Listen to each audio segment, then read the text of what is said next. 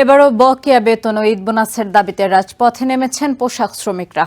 মঙ্গলবার দুপুরে March two Jamuna কর্মসূচি ঘোষণা করে প্রধান উপদেষ্টার বাসভবনের অভিমুখে পদযাত্রা শুরু করেন তারা। তবে পথে পুলিশি বাধার মুখে কাকরাইল মোড়ে অবস্থান নেন শ্রমিকরা। প্রবল বৃষ্টির মাঝেও চালিয়ে যান তাদের কর্মসূচি। তাদের অভিযোগ 14 থেকে 18 মাস ধরে পাওনা না পেয়ে পরিবার নিয়ে চরম বিপর্যয়ের মধ্যে রয়েছেন তারা। দাবি আদায় না হওয়া পর্যন্ত আন্দোলন চালিয়ে যাওয়ার হুঁশিয়ারি দেন শ্রমিকরা।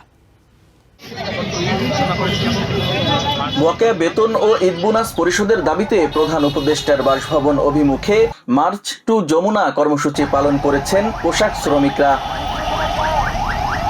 মঙ্গলবার দুপুরে জাতীয় শ্রম ভবন থেকে কয়েক শতাধিক শ্রমিক মিছিল নিয়ে প্রধান বিচারপতির বাসভবনের সামনে পৌঁছালে পুলিশের বাধার মুখে কাকরাইল মসজিদের সামনে অবস্থান নেন তারা। প্রবল বৃষ্টিতেও থামেনি তাদের প্রতিবাদ। বৃষ্টি শেষে আরো দৃঢ় অবস্থানে ফিরে যান তারা। দাবি জানান সব পাওনা পরিশোধের।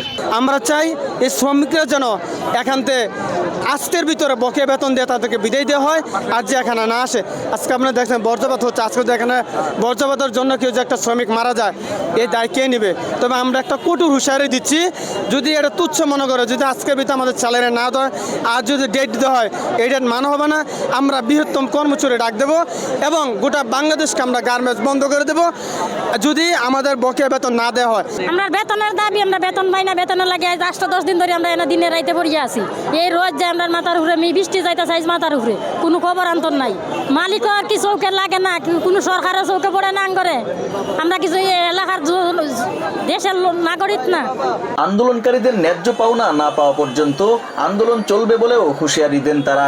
এমনকি আজকে আমাদের বেতন দেওয়ার ডেট দিয়েছিল একটা মালিক পক্ষ থেকে, কিন্তু সেই বেতনটাও দেওয়া হয়নি। যে কারণে আজকে সকালবেলা আমরা মার্চ টু যমুনা আজকে এখানে অবস্থান কর্মসূচি পালন করছি। যতক্ষণ পর্যন্ত আমাদের বেতন আদি পাওনা না দেওয়া হবে ততক্ষণ পর্যন্ত আমরা যমুনায় অবস্থান কর্মসূচি পালন করব। যতক্ষণ পর্যন্ত কোনো সিদ্ধান্ত না আসে আমরা ততক্ষণ পর্যন্ত বাসায় যাব না। বাসায় যাওয়ার মতো আমাদের কোনো পরিস্থিতি নেই।